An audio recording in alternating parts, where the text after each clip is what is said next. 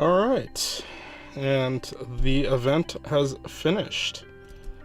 Currently sitting in my car again, obviously, and I'm just trying to cool off. It is another scorching day. Now it's off to Knoxville. I think maybe I might go to downtown Nashville just to check out what's what here, and probably pick up some dinner. It's a little early, so we'll see what happens. We had to leave a little early today to get to Knoxville on time because there's a special thing that has to go on because of security for the food truck and all that, or not the food truck but the Airstream. And so yeah, we'll see what happens later. Hopefully I could do a little bit of walking outside. I don't know, it is quite boiling, so I'm glistening. Anyhow, alright, I will check back in a moment. Cool. Alright, and I am now at Centennial Park in Nashville. Sorry, seems to be a fire truck coming by all of a sudden. But I decided to come here because of the Parthenon that's actually right behind me. I was gonna go to a plantation, but I was looking at the time, and by the time I actually got there at some decent time, it'd probably already closed. So I figured this would be my best bet, since they close at 11. And I'll probably just go grab a bite to eat right after this before driving off to Knoxville, which is gonna take quite a while. Like I said before, I'm in Centennial Park. I just checked out the Parthenon. It was pretty amazing. They actually have kind of a lake right by, or right in front of it, and I was able to go walk around that. Around the lake, they actually had this really cool women's suffrage monument or memorial, and a monolith. And I mean, there must have been a music festival here because there's all these trucks for music fests and tents and stuff that just happened. They're breaking down right now, so I'm sure it's over, but everything was really cool. It's still blazing hot, so being out in this black t-shirt and jeans is not the best. But the Parthenon's amazing, and it's an exact replica of the one that's in Greece. And so it was made because there was a UN lunch that was held here, and they wanted to have some like world representation, and which is neat. I mean, there's just a ton of different things here, tons of monuments. I mean, right to my right is apparently a historical place where they carried artillery shells for the Civil War. Actually, before that, I think if I remember the date correctly, it was like since 1886. I don't know, I'm gonna have to look at my history to know when that was, but there is a ton of history here. I mean, they had this random boat as well right next to where I parked. Not really a boat, it was like the bow of a boat made out of cement, and it was just built in a random area of the park. I think maybe for plays, because behind it there's like a stairwell to get up and to the top of it. The Parthenon behind me is just huge. If I haven't said it enough, it's massive. Oh, one really interesting note about the lake that's behind the Parthenon. There's this like kind of memorial in the middle of the lake. I couldn't really make out what it was, and I couldn't find a sign for it. So, but overall, I think I'm pretty much done here. Did quite a large loop, and I'm ready to probably just get some food and then do my 3-hour drive to Knoxville. All right. Well, more in a moment. All right, and I am now in Knoxville. That was a long 2.5-hour drive.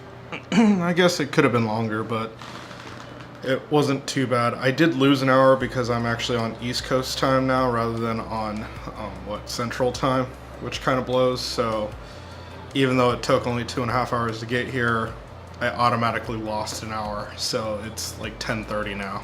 Yeah, for dinner, I went to this really fancy place called Husk. It was recommended to me, and when I went there, I didn't really think much of it, but looking at the whole place, it's actually a place that's like a historical reserve or something like that. Like the government has designated the building as historically valuable, which is pretty awesome. And so When I walked inside, it was a total different feel. They had a chihuli lamp, or chandelier rather, hanging from the ceiling at the entryway where you would check in. It was a house that's been converted into a restaurant, a really nice restaurant. I did not even know what to kind of expect. I saw that it was just kind of expensive and that the food was really high end.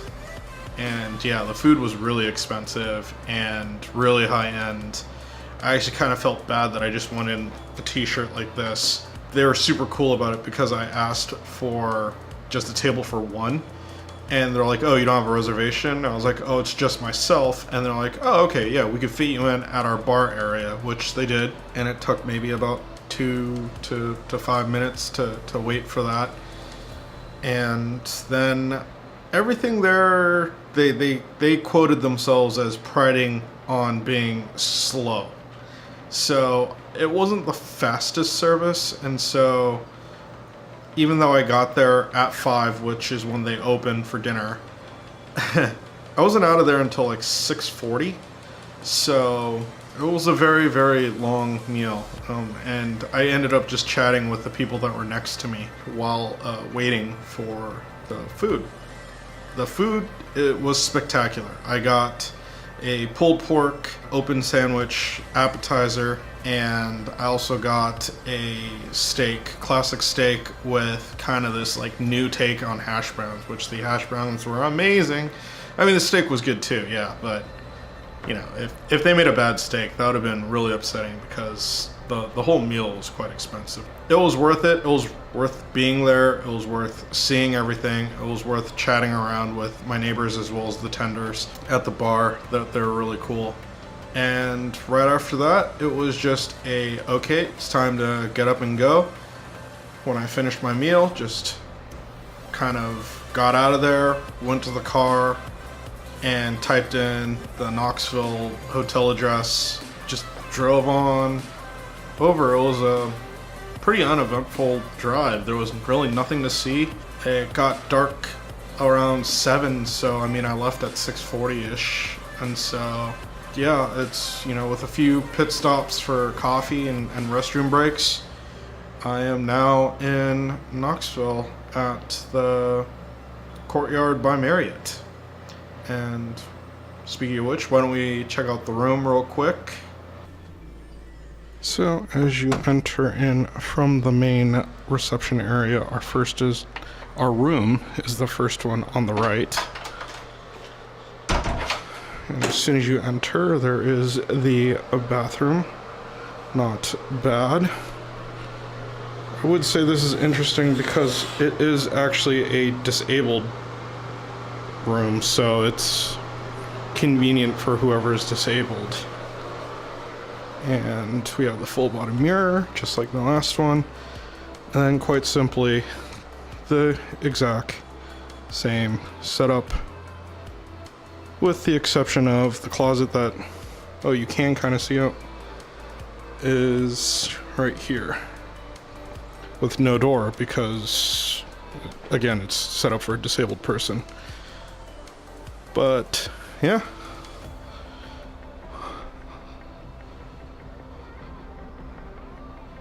not a bad looking room. And so yeah, that's pretty much my night. I'm probably gonna write a few emails for work because I think I have some things that I kind of want to get done before tomorrow, and then just go to bed and wake up early to go ahead and head on out for the last event here in Knoxville and get that out of the way. Then tomorrow I actually have all evening to kind of do as I please because my flight is on the following day at about noon, so I also have to check up on that information to make sure that I have that all right. I wasn't aware that I was going to be on East Coast time at any part of this trip, so I did a lot of driving. I mean, I drove Tennessee lengthwise, which is, yeah, it's pretty long. I think it's about the same distance as from San Francisco to LA. It was fun, and there was It's quite a bit of doing. So yeah, I'm here in Knoxville now, and I guess I'll see you in the morning. Cool. Alright, good morning, and it is the last event morning, I should say. Tomorrow I travel back to California, and I am now in Knoxville at JTV. It's going to be the event center that we hold our event today at, and you can see the Airstream behind me. And so, yeah, should be a good time. Everything's pretty much set up, just waiting for the guys to arrive as well as the food. Should be an overall better day because it's hopefully not going to be as hot. It's already much cooler than it would be if it was Nashville or Memphis. So overall looking good. Yeah, let's see what happens later. I'll check back in a moment. Cool. Whew. I am at Igems Nature Center, and it's impressive. I've been here for about an hour now, and I wanted to get here before the sun went down. I think I have till about 6:30, 7 o'clock. I am on Eastern time now. But started off by doing a quick kind of walk around the front area where the visitor center was. Inside the visitor center they had this little nature sanctuary, which was really cool. And what is this? Hang on, so check this out.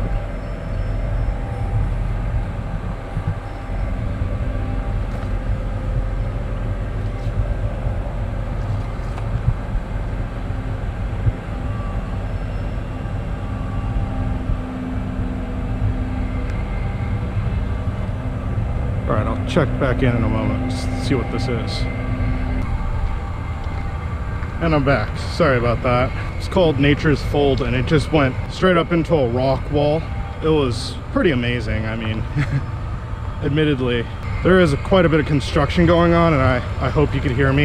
Yeah, this place is fantastic. Back to my origin story.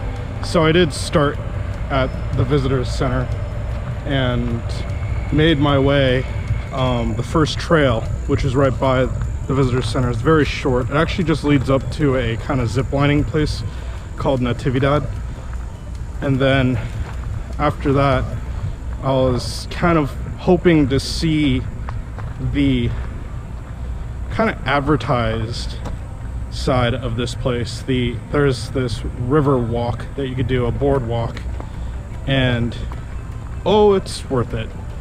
It was maybe about a 10-minute walk from the visitor center at most, and that's if you're walking slow, taking photos like I am and going off on all the different trails.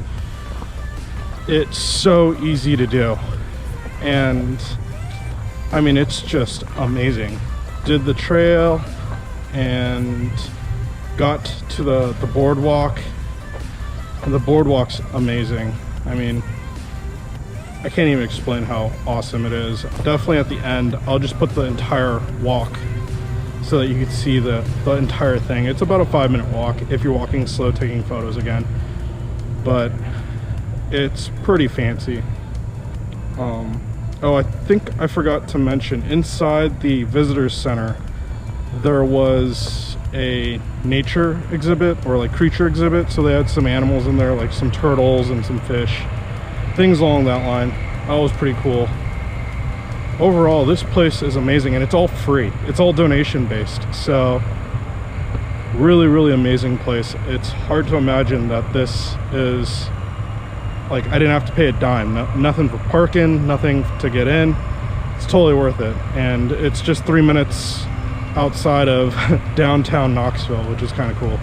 So all right, let's see where I can get to from here. I need to get back to the car so I could head on to the next part in downtown Knoxville. So I'll check back in a moment.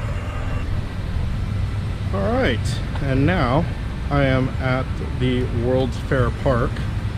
Back in, I think, '82, Tennessee hosted the World's Fair, where like 11 million people came, and They decided to do a ton of stuff. If I said Tennessee, I meant to say Knoxville. Hosted the World's Fair. And so right behind me is one of the stages, which is pretty amazing because you could actually see the performance from both sides. And as well as they have this like solar tower type deal. It's like a gold ball on a post, and you could go up for free, which is pretty awesome. There's an observation deck. They call it the 4th level, but it's a lot higher than it sounds, I guess you could say. There's also businesses up there, which is kind of interesting. I couldn't imagine having to go take that up to work every day. That would be interesting.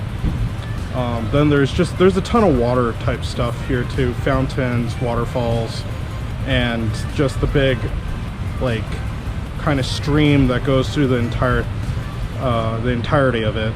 But yeah, it's pretty amazing. I think, oh, when you go up to the observation deck of the solar tower, you could actually walk around in 360 and get like a full view of the city, which is pretty amazing. Now it's time probably to go to the market square just to check that out. Apparently there's a lot of history there, as well as the restaurant that I want to go to. So all right, back in a moment. All right, so after going to the World's Fair Park, I then took a short walk over to Market Square, which is kind of downtown Knoxville. I was told that when I was there, I should definitely try Tomato Head restaurant, which was the restaurant that I went to go ahead and find. I kind of walked around a little and did a little of this like public year space type touring. It was pretty neat. They have these like this stream that goes through a park, and there's all sorts of art installments in there. Yeah, it's real nice.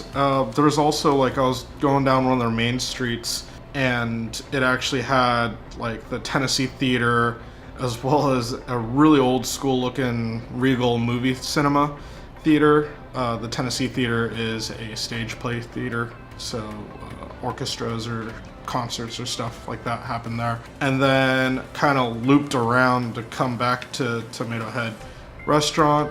I was kind of curious what they were famous for, because everybody, like all the reviews say to go there, but then I found out it was kind of just like your average diner. It was good. It just, I don't know if that's what I would have chosen as my last meal here, kind of in Tennessee for dinner. I probably should have gone with some sort of barbecue or fried chicken, but I mean, hey, what else? I was there. I had a Caesar salad, a pizza, which was this goat cheese and tomato pizza with no sauce other than that. That was really nice. And I had some sweet tea, as well as a milk stout, which is made in Memphis. I don't remember the name. It was like Whippersnapper or something like that. It was a really neat drink, and it tasted just like I was drinking chocolate milk, so it was really good. And after that, I then walked around a little bit more and found a place called Crew's Dairy Creamery. Decided to check out what that was all about. It was apparently a famous ice cream parlor in the middle of downtown. We don't really have ice cream parlors in the West Coast. I mean, we have Swenson's, but it's like a chain type deal, which, I mean, they're just hard to find, I guess I should say, on the West Coast. So took a quick step in, grabbed a churned ice cream, and that was amazing, before going out and just kind of walking around a little bit more. It was really dark, so I didn't really take any photos or video, and then just made my way back to the car, which I was kind of expecting kind of a hefty parking toll, because I had to pay for parking. It ended up only being $1, so whatevs.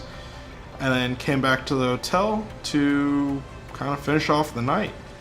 I've worked a little bit more, even though it's like, you know, it was what, like 8 o'clock or something, 9 o'clock at night. I think it's 10 o'clock now.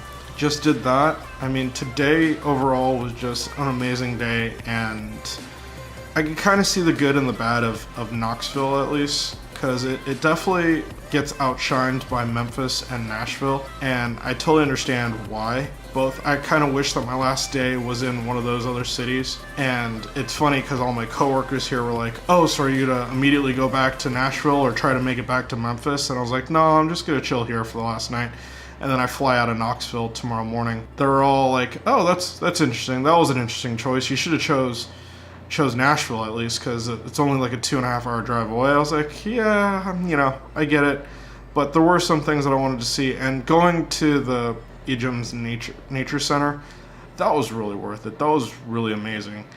And I mean, yeah, the World's Fair Park thing was you know, with the tower, it was cool, but I mean, if I missed it, I wouldn't have been too sad. And obviously there's not much footage here of the Marketplace Square, which apparently is super historic. One of the really cool things I will note that I didn't say earlier about the Market Street Square is that the rooftops of all the buildings there had like live music and like kind of an open air atmosphere. Still super hot, but I mean, you know, I decided to sit inside for dinner. But anyhow, pretty sure that I'm not really going to be doing all too much more filming tomorrow, because tomorrow is just, I'm going to wake up, work, and then travel. I tried to get off as many emails tonight to cover what I needed to get done tomorrow, what I could get done, and then the short periods of time that I have in between, like the layover or right before the flight, I'm going to try to see if there's anything new that came in, and then try to get those out, as well as getting a few bites to eat here or there, because I leave at noon and I get back into San Francisco at about 6:30 to 7 o'clock, so unfortunately it's kind of 2 main meal periods, so we'll see what happens. But it's been so hot here that I haven't been able to eat a lot anyways. Anyhow, alright, I will see you in the morning. Cool.